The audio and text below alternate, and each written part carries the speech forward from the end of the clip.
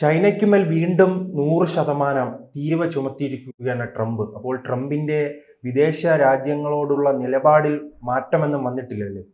ഇല്ല, ലോക രാഷ്ട്രങ്ങളോടുള്ള അദ്ദേഹത്തിൻ്റെ നിലപാടിൽ മാറ്റം വന്നിട്ടില്ല എന്നാണ് നമ്മൾ മനസ്സിലാക്കേണ്ടത്. അദ്ദേഹം സമാധാനത്തിനുള്ള നോബൽ പ്രൈസിന് വേണ്ടി കൊതിച്ചുകൊണ്ടിരിക്കുന്ന ആളാണ്. ഇപ്പോൾ സമാധാനത്തിൻ്റെ ഏറ്റവും വലിയ രണ്ട് ഐക്കോണെന്ന് നമുക്ക് പറയാവുന്നത്, ഒന്ന് വ്യാപാരമാണ്, ട്രേഡ്, മറ്റൊന്ന് ടൂറിസമാണെങ്കിൽ സമാധാനം നശിപ്പിക്കുന്നതിനുള്ള ഒരു നോബൽ സമ്മാനം പ്രത്യേകം കൊടുക്കും. അതെ, അദ്ദേഹത്തിൻ്റെ പ്രവർത്തന ഫലമായിട്ട് ലോകത്ത് ഇന്ന് പല രാഷ്ട്രങ്ങളിലും ഒരു അനൈക്യം അല്ലെങ്കിൽ അരിശിതാവസ്ഥ ഉണ്ടായിരിക്കുകയാണ്. അദ്ദേഹം സമാധാനത്തിനുള്ള നോബൽ പ്രൈസിന് വേണ്ടി നോക്കുമ്പോൾ ആദ്യം അദ്ദേഹം ചെയ്യേണ്ടത് ലോകത്തെ, അതാണ് ഞാൻ പറഞ്ഞത്, രണ്ട് പ്രധാനപ്പെട്ട വ്യാപാര സമാധാന ഇടപാടുകൾ, ഉടമ്പടികളാണ്. ഒന്ന് വ്യാപാരവും മറ്റൊന്ന് ടൂറിസവും. ഇത് രണ്ടും വഴി നമ്മൾ തമ്മിലുള്ള ബന്ധം കുറെ കൂടെ ദൃഢമാവുകയാണ്. എനിക്ക് ആവശ്യമുള്ള സാധനം ഞാൻ നിങ്ങളിൽ നിന്ന് വാങ്ങിക്കുന്നു, നിങ്ങൾക്ക് ആവശ്യമുള്ള സാധനം ഞാൻ എന്നിൽ നിന്ന് വാങ്ങിക്കുന്നു, നിങ്ങൾ എന്നിൽ നിന്ന് വാങ്ങിക്കുന്നു. അപ്പോൾ അതുവഴി ഉണ്ടാകുന്നത് നമ്മൾ തമ്മിലൊരു റിലേഷനാണ്. രാഷ്ട്രങ്ങൾ തമ്മിലും അത് തന്നെയാണ്. പണ്ടേ മുതൽ നമുക്ക് അറിയാം, കേരളത്തിൽ ഫിനീഷ്യൻസ്, ബാബിലോണിയൻസ് ഉൾപ്പെടെയുള്ളവർ AD-ക്ക് മുമ്പേ BC കാലങ്ങളിൽ പോലും ഇവിടെ വന്നിരുന്നു. അതിൻ്റെ ഫലമായിട്ട് നമുക്ക് നല്ലൊരു ഇൻ്റർനാഷണൽ റിലേഷൻഷിപ്പ് വളരെ മുമ്പേ ഉണ്ടായി. അതിൻ്റെ ഫലമായി നമ്മുടെ സാംസ്കാരിക തലത്തിലും ഒരുപാട് മാറ്റങ്ങൾ ഉണ്ടാവുകയുണ്ടായി.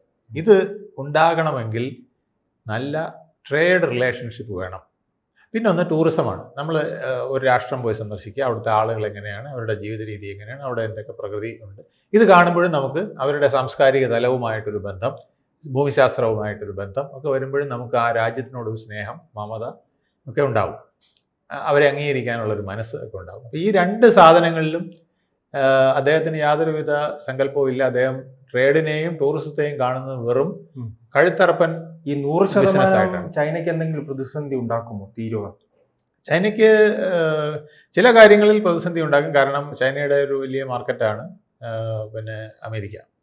ആ മാർക്കറ്റ് പെട്ടെന്ന് പോകുമ്പം അവർക്ക് ഇന്ത്യയുടെ കാര്യം പറഞ്ഞ പോലെ തന്നെ കുറച്ച് പ്രതിസന്ധികളുണ്ടാകും. പക്ഷേ അവരത് മറ്റ് രാജ്യങ്ങളിൽ വെച്ചിട്ട് അതിജീവിക്കാൻ ശ്രമിക്കും. ഇപ്പോൾ ഇന്ത്യയുമായിട്ട് അവർ ട്രേഡിന് കൂടുതൽ വരുന്നുണ്ട്. അപ്പോൾ കുറേ കാര്യങ്ങൾ അവർക്ക് ഇന്ത്യയുമായി ട്രേഡ് നടത്തുമ്പോഴും ആ സൗകര്യങ്ങൾ ലഭിക്കാൻ. പക്ഷേ അമേരിക്കയിൽ നടത്തുന്ന ഉൽപ്പന്നങ്ങളല്ല നമ്മൾ ആവശ്യപ്പെടുന്നത്. നമ്മൾ റാ മെറ്റീരിയൽസോ അല്ലെങ്കിൽ ഇലക്ട്രോണിക് ഐറ്റംസിൻ്റെ വേണ്ട ചില സഹകരണ മേഖലകളോ ഒക്കെ, അല്ലെങ്കിൽ മരുന്നുകൾക്ക് വേണ്ട ചില രാസപദാർത്ഥങ്ങൾ, ഇത്തരത്തിലും കാര്യങ്ങളിലൊക്കെ നമ്മൾ അവരുമായിട്ട് ഡിപ്പെൻഡ് ചെയ്യാൻ ശ്രമിക്കുമ്പോൾ അവർ എത്രത്തോളം അതിനെ സഹകരിക്കും എന്നുള്ളത് നമുക്ക് കണ്ടറിയേണ്ടതുണ്ട്. പക്ഷേ അമേരിക്കയെ സംബന്ധിച്ചിടത്തോളം ചൈന നഷ്ടപ്പെടുന്നത് അമേരിക്കൻ കസ്റ്റമേഴ്സിനൊരു ദോഷമാണ്. കാരണം ലോകത്തെ ഏറ്റവും വില കുറച്ച് ഉൽപ്പന്നങ്ങൾ സൃഷ്ടിക്കുന്ന ഒരു രാഷ്ട്രം ചൈനയാണ്. ഇന്ത്യ പോലും അത് കഴിഞ്ഞിട്ടേ വരുള്ളൂ പലതിലും. കാരണം അവർക്ക് അടിമത്തത്തിലൂടെയാണ് അവർ പലരെയും പണിയെടുപ്പിക്കുന്നത്. അപ്പോൾ അവർക്ക് അവിടെ കൂടുതൽ ജോലി ചെയ്യിക്കുക, കൂടുതൽ സമയം ജോലി ചെയ്യിക്കുക, കൂടുതൽ കടുത്ത ജോലികൾ ചെയ്യിക്കുക, ഇങ്ങനെയൊക്കെയുള്ള രീതികളിലൂടെ അവർ കമോഡിറ്റിയുടെ വില വളരെ കുറച്ചിട്ടുണ്ട്. ഇലക്ട്രോണിക് ഉൽപ്പന്നങ്ങളാണെങ്കിലും, അതുപോലെ തന്നെ ഹൗസ് ഹോൾഡ് ഐറ്റംസ് ആണെങ്കിലും, ഓട്ടോമൊബൈൽ സാധനങ്ങളുടെ പാർട്ടുകളാണെങ്കിലും ഒക്കെ അവർ ആ വിധത്തിൽ ഒരു മേൽക്കൈ ഉണ്ടാക്കി വെച്ചിട്ടുണ്ട്. ആ മേൽക്കൈയുടെ ഗുണം USA കസ്റ്റമേഴ്സിനും കൂടെ കിട്ടുന്നതാണ്. അപ്പോൾ അത് അവർക്ക് നഷ്ടപ്പെടാൻ പോവുകയാണ്. ഈ ട്രംപ് എന്താണ് ഉദ്ദേശിക്കുന്നത്? എല്ലാ ലോകരാജ്യങ്ങളെയും പിണക്കാമെന്നാണ്. ഒരു ഭാഗത്ത് ഇന്ത്യക്ക് മേൽ തീരുവ, അതോടൊപ്പം തന്നെ റഷ്യയുമായി നല്ല ബന്ധമല്ല, ചൈനയ്ക്ക് മേൽ തീരുവ, ഇടയ്ക്കിടയ്ക്ക് തീരുവ ചുമത്തും പിൻവലിക്കും, തീരുവ ചുമത്തും പിൻവലിക്കും. ഇദ്ദേഹം എന്താണ് ഉദ്ദേശിക്കുന്നത്? അദ്ദേഹം കരുതുന്നത്, ഞാൻ ലോകത്തെ ഏറ്റവും വലിയ രാഷ്ട്രത്തിൻ്റെ ഏറ്റവും വലിയ സ്ഥാനത്തിരിക്കുന്ന പ്രസിഡൻ്റാണ്. അപ്പോൾ ഈ രാജ്യത്തുള്ളവർ മുഴുവൻ ഞാൻ പറയുന്നത് കേട്ടോണം. അതുപോലെ തന്നെ മറ്റ് രാജ്യങ്ങൾ എൻ്റെ ഈ വലിയ രാജ്യം പറയുന്നത് കേട്ടോണം. ഞങ്ങളാണ് എല്ലാ കാര്യങ്ങളും നിശ്ചയിക്കുന്നത് എന്നുള്ള ഒരു സാംസ്കാരിക അധപ്പതന തലത്തിലാണ് അദ്ദേഹം നിൽക്കുന്നത്. ആ തലത്തിൽ നിന്നുകൊണ്ടാണ് അദ്ദേഹം എല്ലാത്തിനും, നോബൽ പ്രൈസ് പോലും നമ്മൾ കണ്ടില്ലേ, നോബൽ പ്രൈസ് ആരെങ്കിലും ചോദിച്ച് വാങ്ങിച്ചത് ഇന്നുവരെ നമ്മളാരും കേട്ടിട്ടുണ്ടോ? പ്രത്യേകിച്ച് സമാധാനത്തിനുള്ള നോബൽ പ്രൈസ് ഇങ്ങോട്ടിട്, ഞാനിപ്പോൾ 8 വാറുകൾ ഒത്തുതീർപ്പാക്കി, അതുകൊണ്ട് എനിക്കിതാ. ആ വാറുകൾക്കൊന്നും തന്നെ അദ്ദേഹത്തിന് യാതൊരു പങ്കുമില്ല എന്നുള്ളതാണ്. വാറിൽ പങ്കെടുത്തുകൊണ്ടാണ് അദ്ദേഹം പല വാറുകൾ അവസാനിപ്പിച്ചതെന്നുള്ളതാണ്. ഇറാൻ-ഇസ്രായേൽ വാർ നമ്മൾ നോക്കിയാൽ അറിയാം. ബങ്കർ ബസ്റ്റർ ബോംബുകൾ ഇറാനിൽ കൊണ്ടുവന്ന് വർഷിച്ചുകൊണ്ട് ലോകത്തൊരിടത്തും ഇതുവരെ പരീക്ഷിക്കാത്ത അത്ര കടുത്ത ബോംബുകൾ ഇറാനിൽ കൊണ്ടിട്ട് അവരെ നടുവൊടിച്ചിട്ടാണ് അദ്ദേഹം അവിടെ യുദ്ധത്തിൽ നിന്ന് അവരെ പിന്മാറ്റിയത്, അല്ലേ? അപ്പോൾ അതെങ്ങനെയാണ് സമാധാനത്തിൻ്റെ നോബൽ പ്രൈസിന് കൊടുക്കാനുള്ള ഒരു ഒത്തുതീർപ്പായിട്ട് വരിക? ഗാസയിലും അത് തന്നെയാണ് നടന്നിട്ടുള്ളത്. ഗാസയിൽ ഹമാസിനെ ശരിക്കും പറഞ്ഞാൽ ഒറ്റപ്പെടുത്തിക്കൊണ്ട് ഖത്തറിൻ്റെ മേൽ ഒരു ആക്രമണത്തിന് ഇസ്രായേലിനെ സമ്മതിപ്പിച്ചുകൊണ്ട് അവരെ എല്ലാം വരുതിയിൽ നിർത്തിക്കൊണ്ട്, പക്ഷേ അവരുടെ ലക്ഷ്യം മധ്യേഷ്യയിലെ സമാധാനമാണ്. എങ്കിൽ മാത്രമേ ഞങ്ങളുടെ രാഷ്ട്രത്തിന് സമാധാനപൂർവമായ അന്തരീക്ഷം ജനങ്ങൾക്ക് അങ്ങനെ ഉണ്ടായിക്കൊടുത്ത് ഞങ്ങൾക്ക് അഭിവൃദ്ധി പ്രാപിക്കാൻ കഴിയൂ എന്നുള്ള അറേബ്യൻ രാഷ്ട്രങ്ങളുടെ ഒരു മനസ്സിലിരിപ്പ് കൊണ്ടാണ് ഇതിങ്ങനെ വന്നത്. ഇറാൻ്റെ മനസ്ഥിതിയാണ് ഖത്തറിനുണ്ടായിരുന്നെങ്കിൽ ഇന്ന് പിക്ചർ വേറെ ആയനെ, വലിയ തിരിച്ചടി നടന്നേനെ. എല്ലാ അറബ് രാഷ്ട്രങ്ങളും ചേർന്ന് ഇസ്രായേലിനെ ആക്രമിക്കുക, അമേരിക്കയെ ആക്രമിക്കുക, ലോക യുദ്ധമായി അത് മാറിയേനെ. 57 മുസ്ലിം രാഷ്ട്രങ്ങളില്ലേ, അവരെല്ലാം കൂടെ ചേർന്ന് ആക്രമിക്കാൻ തുടങ്ങിയ പിന്നെ എന്താകുമായിരുന്നു? അപ്പോൾ അവർ ഒരു റെസ്ട്രെയിൻ കാണിച്ചു എന്നുള്ളത് സത്യമാണ്. ഇത് ഞാൻ പറയുന്നതല്ല, ഇസ്രായേലിൻ്റെ അല്ലെങ്കിൽ നെതന്യാഹുവിൻ്റെ ഉപദേഷ്ടാവ് കരോളിൻ തന്നെ പറഞ്ഞതാണ്. ഈ യുദ്ധത്തിൻ്റെ, അത് അവരറിയാതെ പറഞ്ഞതാണ്, ഈ യുദ്ധത്തിൻ്റെ ഒത്തുതീർപ്പുണ്ടാക്കുന്നതിൽ ട്രംപിന് വലിയ പങ്കുണ്ട്, അതോടൊപ്പം അതേപോലെ പങ്ക് അറേബ്യൻ രാഷ്ട്രങ്ങൾക്കും ഉണ്ടെന്നാണ് അവർ പറഞ്ഞത്. അതോടൊപ്പം അല്ല, അതിനേക്കാൾ വലിയ പങ്ക് അറേബ്യൻ രാഷ്ട്രങ്ങൾക്കുണ്ട്. കാരണം അറേബ്യൻ രാഷ്ട്രങ്ങൾ ഹമാസിനോട് പറഞ്ഞതാണ്, ഞങ്ങൾ ഇനി നിങ്ങൾക്ക് യാതൊരുവിധ സംരക്ഷണവും തരാൻ പോകുന്നില്ല, ഈ രീതിയിലാണ് നിങ്ങൾ പോകുന്നതെങ്കിൽ. അതുകൊണ്ട് അവിടുത്തെ ജനതയ്ക്കും നിങ്ങളുടെ പലസ്തീൻ എന്നുള്ള സ്വപ്നത്തിനും ഒക്കെ നമുക്കൊരു പ്രത്യാശ ഉണ്ടാക്കണമെങ്കിൽ നിങ്ങൾ ആയുധം വെക്കണം, കീഴടങ്ങണം എന്ന് പറഞ്ഞുകൊണ്ട് അവരെ പ്രേരിപ്പിച്ചത് അറേബ്യൻ രാഷ്ട്രങ്ങളാണ്. ഈ ഇന്ത്യ, അമേരിക്ക, റഷ്യ ഈ രാജ്യങ്ങൾ ഒന്നിച്ച് ഒറ്റക്കെട്ടായി നിൽക്കുന്ന ചിത്രങ്ങൾ ഉൾപ്പെടെ അമേരിക്ക, റഷ്യ അല്ല, റഷ്യ, ചൈന, ഇന്ത്യ 3 രാജ്യങ്ങൾ അമേരിക്കയ്ക്കെതിരെ ഒറ്റക്കെട്ടായി രംഗത്ത് വന്നിരുന്നു. അത്തരം നീക്കങ്ങൾ ഉണ്ടായിട്ട് പോലും ഒരു പിന്നോട്ട് പോക്ക് ട്രംപിന്റെ ഭാഗത്തു നിന്ന് ഉണ്ടാകുന്നില്ല. അതെന്തുകൊണ്ടായിരുന്നു? അദ്ദേഹം സ്വന്തം രാജ്യത്തെയും ഈ ലോകത്തെയും അദ്ദേഹത്തിൻ്റെ ഒരു സോൾ പ്രൊപ്പറേറ്റർ ഫേമായിട്ടാണ് കാണുന്നത്. ഇതാണ് ഈ കച്ചവടക്കാരൻ, അതായത് തത്വദീക്ഷയില്ലാത്തൊരു കച്ചവടക്കാരൻ പൊളിറ്റിക്സിൽ വന്നാലുള്ള കുഴപ്പം. അല്ല, ഈ ലോകം അയാൾക്ക് ലാഭം മാത്രമേ പ്രശ്നമുള്ളൂ. ഒന്നിച്ചാൽ പോലും ട്രംപിന് ഒരു കുഴപ്പവുമില്ല.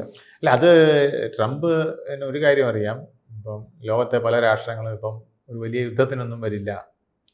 അപ്പം എനിക്ക് കുറച്ച് അന്തഃഛിദ്രമൊക്കെ ഈ ലോകത്തുണ്ടാക്കാൻ കഴിയുമെന്നുള്ളത് അദ്ദേഹത്തിന് അറിയാം. പ്രത്യേകിച്ച് അമേരിക്ക എന്ന് പറയുമ്പം ആയുധത്തിൽ ഒന്നാം ശക്തി തന്നെയാണിപ്പോഴും. അവരുടെ കയ്യിലുള്ള വിമാനങ്ങളും അതുപോലെ തന്നെ യുദ്ധവിമാനങ്ങൾ, പോർ വിമാനങ്ങൾ, മിസൈലുകൾ, അണുവായുധങ്ങൾ എല്ലാം അവരുടെ കയ്യിലുള്ള സ്റ്റോക്ക് വളരെ വലുതാണ്. ലോകത്തിനെ കീഴ്പ്പെടുത്താനും പേടിപ്പിക്കാനും ഒക്കെയുള്ള, ഞാൻ പറഞ്ഞില്ലേ, ബങ്കർ ബസ്റ്റർ ബോംബുകൾ പോലെ ലോകത്ത് ഇതുവരെ പരീക്ഷിച്ചിട്ടില്ലാത്ത അതിഭയങ്കരമായ ഭൂമി തുരന്ന് പോകുന്ന ബോംബുകൾ വരെ അവരുടെ കയ്യിലുണ്ട്. അപ്പം അതൊക്കെ കൊണ്ട് ബാക്കിയുള്ളവർ പേടിച്ചു പോകുന്നതാണ് ട്രംപിൻ്റെ കണക്കുകൂട്ടൽ. പക്ഷെ ഇതുകൊണ്ട് ഉണ്ടാകാൻ പോകുന്നത്, പക്ഷേ ഈ കൂടിക്കാഴ്ച ഉണ്ടല്ലോ, ഈ 3 രാജ്യങ്ങളുടെ കൂടിക്കാഴ്ച സമയത്ത് പലരും പറഞ്ഞത് ട്രംപ് പിന്നോട്ട് പോകും, ഇനി ട്രംപിന് ഈ 3 രാജ്യങ്ങളിലും ഇങ്ങനെ ഐക്യപ്പെടുന്നത് അവർ സ്വയം ശക്തിപ്പെട്ടാൽ അമേരിക്കയ്ക്ക് വലിയ തിരിച്ചടിയാകുമെന്ന് ഉൾപ്പെടെ വിദേശകാര്യ വിദഗ്ധർ ഉൾപ്പെടെ പറഞ്ഞിരുന്നു. അപ്പോൾ അതൊന്നും വെറുതെ ആണോ? അല്ല, അതിന്റെ മാറ്റം ഉണ്ടായിട്ടുണ്ട്. ഇന്ത്യയോട് സഹകരിക്കാൻ അദ്ദേഹം ഇപ്പം കുറേശ്ശെയായിട്ട് രംഗത്ത് വരുന്നുണ്ട്. മാറ്റങ്ങൾ കുറേശ്ശെ ഉണ്ടായിട്ടുണ്ട്.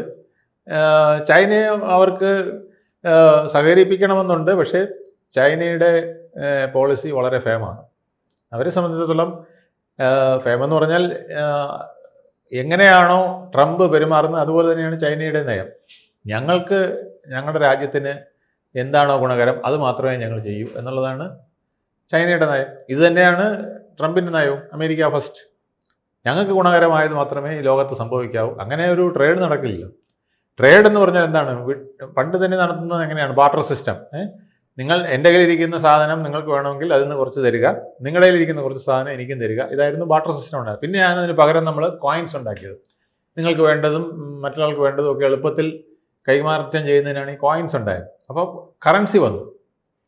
ആ കറൻസി വന്നും ട്രേഡ് എന്ന് പറയുന്നത് നമ്മുടെ ജീവൽ പ്രശ്നത്തിൽ അധിഷ്ഠിതമായ ഒരു സാധനമാണ്. അതിൽ നമ്മൾ കളിക്കാൻ പാടില്ല. ഈ ലോകത്തിൻ്റെ തകർച്ചയ്ക്ക് കാരണമാക്കുന്ന ഒരു നയമാണ് ഇപ്പോൾ ട്രംപ് എടുത്തിരിക്കുന്നത്. ലോകരാഷ്ട്രങ്ങൾക്ക് മേൽ തീരുവ ചുമത്തിക്കൊണ്ട് വലിയ കടുത്ത പ്രതിസന്ധി ഉണ്ടാക്കി വ്യാപാരത്തെ തടസ്സപ്പെടുന്നു പറഞ്ഞാൽ അദ്ദേഹത്തിൻ്റെ രാഷ്ട്രത്തിലാണ് ഏറ്റവും കൂടുതൽ വിപത്ത് ഉണ്ടാകാൻ പോകുന്നത്. അമേരിക്ക തലകുത്തനെ വീഴാനുള്ള സന്ദർഭത്തിലേക്കാണ് പോയിക്കൊണ്ടിരിക്കുന്നത്. ഇപ്പം തന്നെ നമ്മൾ കണ്ടു, അമേരിക്കയിൽ സർക്കാർ ജീവനക്കാർക്ക് പണം കൊടുക്കാൻ പോലും പറ്റാതെ ക്ലോസ് ചെയ്യേണ്ടി വന്നു. അതിപ്പം പിന്നെ ധനകാര്യ ബില്ല് പാസ്സാക്കാത്തത് കൊണ്ടാണെന്ന് നമ്മളിപ്പോൾ ടെക്നിക്കലായിട്ട് പറയാമെങ്കിലും അവിടെ പല കാര്യങ്ങളിലും എക്കണോമിക്കലായിട്ട് അവർ പുറകോട്ട് പോയിക്കൊണ്ടിരിക്കുന്നു എന്നുള്ളൊരു സത്യമാണ്. ഇത് മാറ്റണമെങ്കിൽ ട്രേഡ് ഉൾപ്പെടെയുള്ള കാര്യങ്ങൾ അമേരിക്കയുടെ നയം തിരുത്തി എഴുതേണ്ടതുണ്ട്. കൂടുതൽ വാർത്തകളും വിശേഷങ്ങളും നിങ്ങളിലേക്ക് എത്താൻ ABC മലയാളം സബ്സ്ക്രൈബ് ചെയ്യുക, ബെൽ ബട്ടണും അമർത്തുക.